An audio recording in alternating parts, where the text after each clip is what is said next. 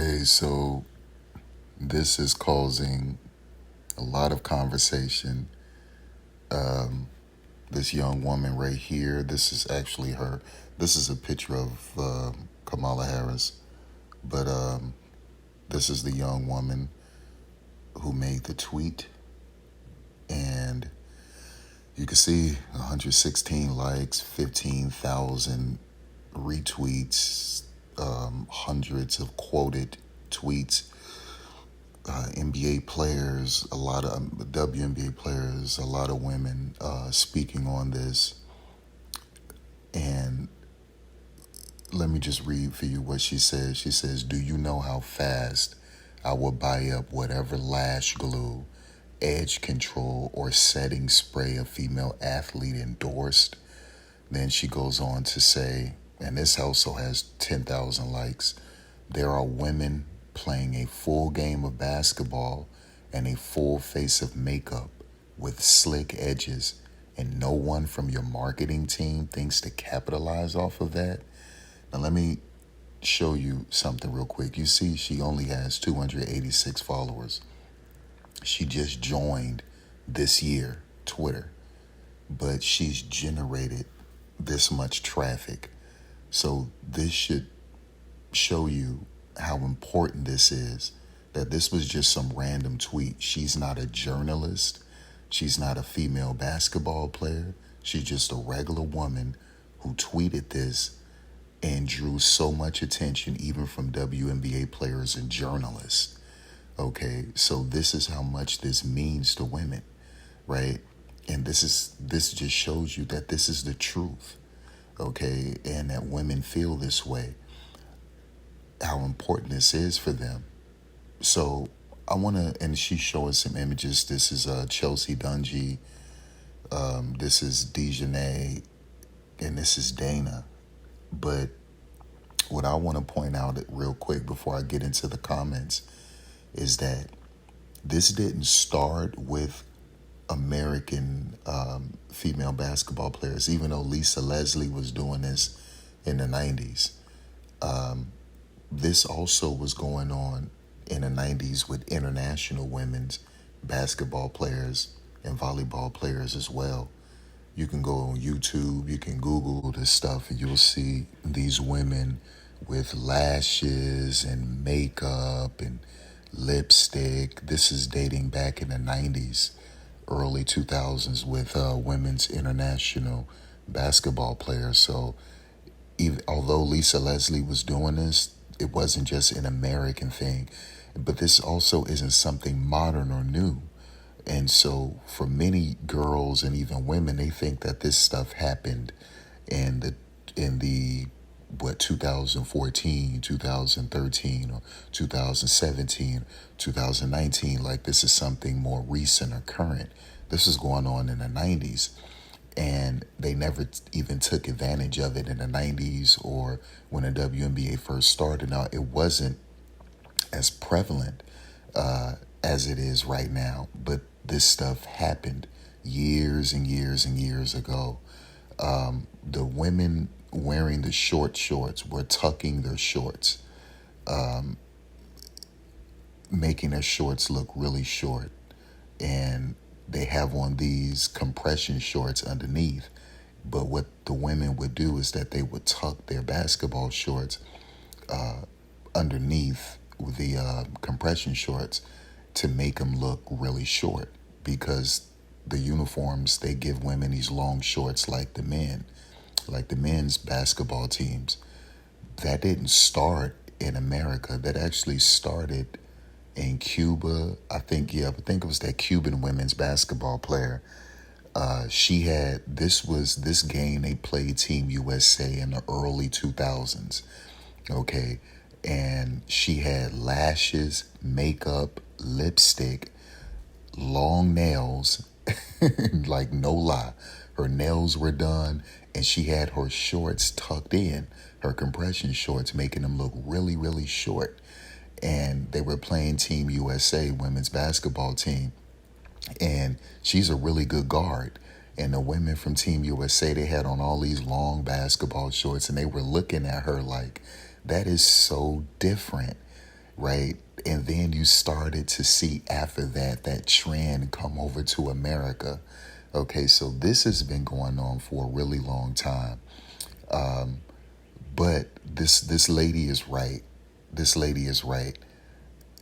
We should see Maybelline and right all of these different. And listen, I'm not too familiar with women's products, right? So I really wouldn't know about that stuff like that. But all of you women who know these products, the brands and all of that stuff, you know, you know where I'm getting at with this. They should really do what this young lady is saying, and the WNBA should get in contact with these people and get some deals done, get some endorsement deals done, get some sponsorship deals done with these brands, these makeup brands, these eyelash brands, these lipstick brands, and get this stuff done because these women are playing, like she said, they are playing a full game of basketball with makeup and lipstick and long eyelashes. This is what they do. A lot of people know Tia Cooper for it, but they don't know about lashes, right? That's Anrielle Howard, who used to play for women's basketball team at Texas A&M and Mississippi State. She was doing that before Tia Cooper was doing it. Okay, so this isn't anything new, right? So they definitely need to get some stuff done. But I want to read for you some of the comments, especially with this right here. It says, facts, absolutely insane. These people getting paid to do their job are not doing their job. They're not really allowed to make money yet. Well, we're not going to get into that. This guy is saying it's because of cultural disconnect. Well, see, I wouldn't say that, and the reason why I wouldn't say that is because before Cathy Englebert became commissioner, you had Laurel Richie, a black woman.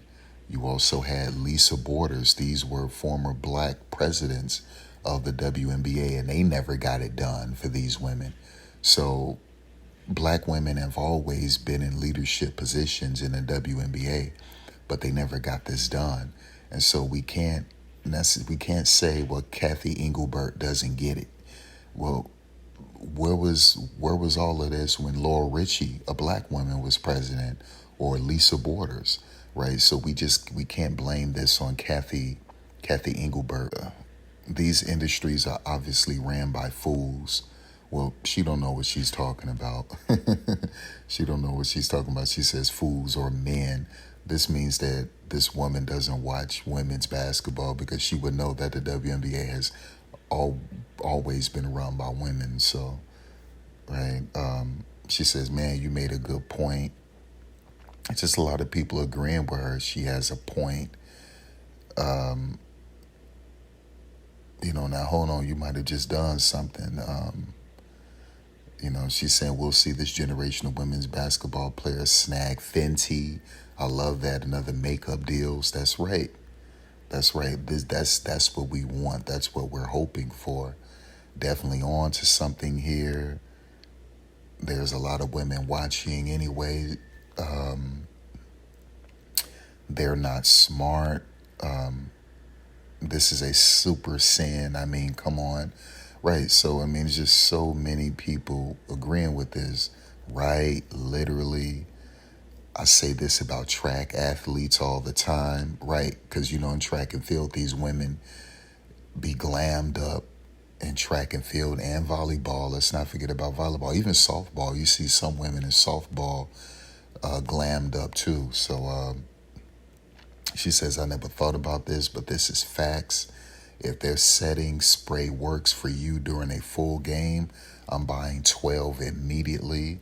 So you see just everyone agreeing. And she's right, menstrual products. Absolutely. Absolutely.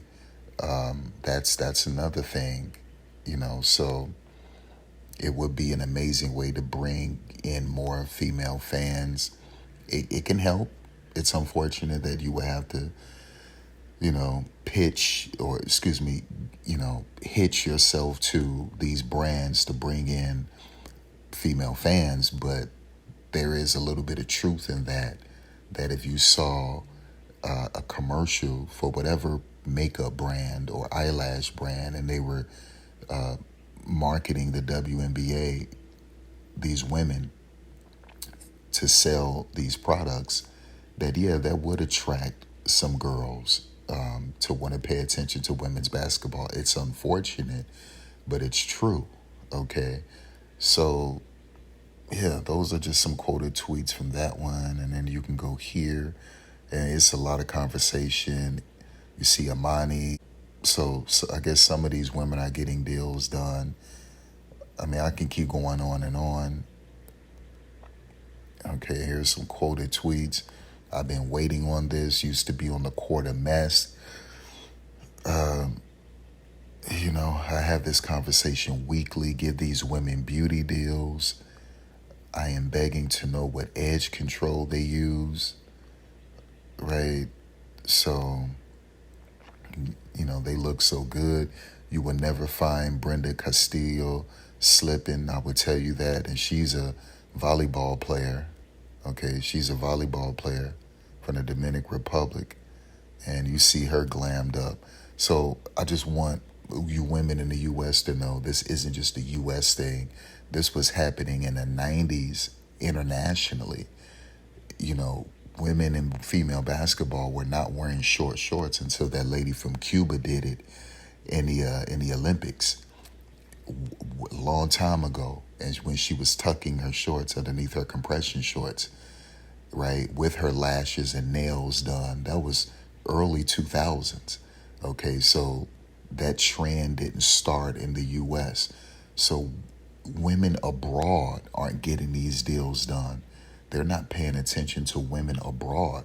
I mean, this is in the Dominican Republic, and she's glammed up like this playing volleyball. Okay. So this is, he says, I feel like they probably get eyelash extensions as opposed to strip lashes. See, I don't know what any of this is, but she does. Okay, she knows what this is. Okay, so, yes, couldn't keep product on the shelves if this happened, right? The WNBA is a whole untapped market. Now you get Lexi Brown, hair extensions, wigs, skincare, the list goes on. Right, we know Lexi Brown is Dee Brown's daughter. She plays in the WNBA. So, yeah, hair extensions, wigs, skincare, the list goes on.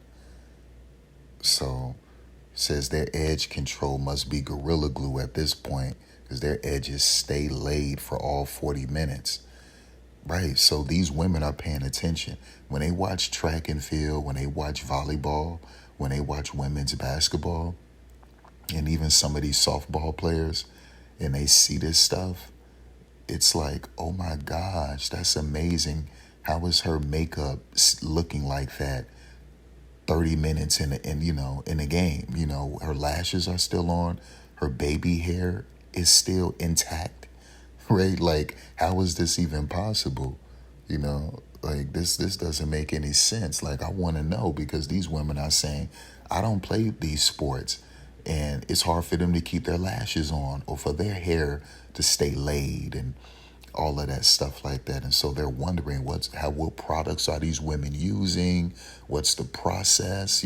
All of this stuff. They're interested in this, girls and women, and they want to know. Well, it would just make sense for Cathy Englebert and them to finally decide to get on board with this thing and to say, let's market this. Let's market this. Let's celebrate this. Let's highlight this. Let's get some deals done. Right? It would just make sense, because this just brings more eyes on women's sports, on the WNBA, women's collegiate basketball. Brings a lot of attention. It's going to bring in a lot of money too. It's going to give these women a lot of financial opportunities as well. So like I said, the conversation continues. There are so many marketing opportunities and branding deals that should be made with the WNBA and their players. It's a whole market untapped for absolutely no reason. The way I don't play sports but will wear this in a heartbeat, you know. So, you know, this is, she says, baby, when I hooped and played volleyball, I love the growth. We can really do it all. You know, absolutely. She's tagging Fenty. She's just trying to do her best to help. So you see she's tagging Fenty and hoping that Fenty is going to pay attention to it. This is a dude. He's saying, I've been saying this for a little while now. If y'all endorse these women, the brands will profit, or whatever. Okay, he's got that twisted a little bit, but have y'all ever seen cheerleaders? Yeah, I mean, cheerleaders do this, but these cheerleaders aren't running up and down a court for 40 minutes, right? But yeah, cheerleaders do it. Gymnastics, they do it in gymnastics as well. But these women aren't getting these deals done, you know. So as you can see, there's a lot of people in agreement here. Astasia, she says, I will also add that this is why you need more women, especially black women, on marketing and sales teams leading ideation and pitching processes. This is a miss, especially on the WNBA level. I wouldn't, like I keep saying, like I wouldn't say black women. Keep interjecting race into this stuff like this. You have to understand something, that you had 2 black female presidents of the WNBA and they didn't get it done. Okay, so this isn't about race. You got to understand something. White women, Hispanic women, you wear makeup and lashes in their volleyball games and basketball games. If you do not believe me, just go to Google and Google Argentina, Google Puerto Rico, Google Mexico, Google Russia, Google Australia, and you're going to see, and just go to the 90s, go to the early 2000s, Google these women's rosters and go to images, go to video, okay, and you're going to see these women playing basketball with lashes. These are white women from Australia and Russia and in France, okay, with lashes. Okay, their eyebrows arched, makeup on, lipstick. So this isn't a black thing. So this is why I brought this up, people, because this woman right here is pretty much thinking that this is a black thing and that black people started this. No, all of these women wanted to look beautiful playing their sports. This is dating back to the 90s. This isn't a black thing. This isn't a Hispanic thing. This isn't a Caucasian thing. This is just a woman thing. Okay, this is a women's thing. And women want to look beautiful. A lot of them, they want to look glammed up playing basketball. And so when you check the 90s, you're going to see women from Team Russia, Canada, France, Australia. You're going to see white women with lashes, eyebrows arched, lipstick and makeup on. Okay, I just showed you the young woman from the Dominican Republic that the guy just showed. She's not black.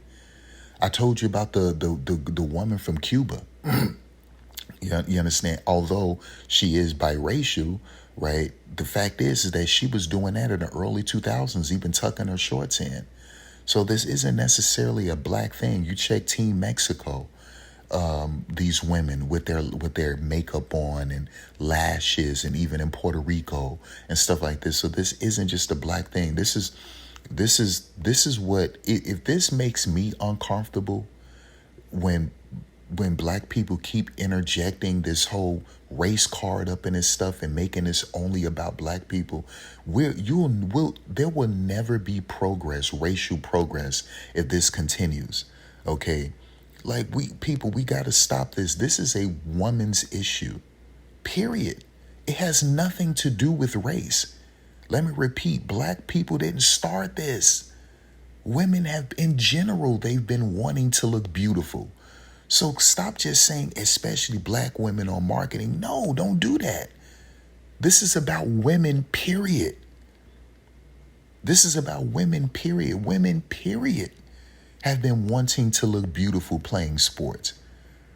Women, period, of all races have been thinking about this issue, about highlighting this, getting deals done.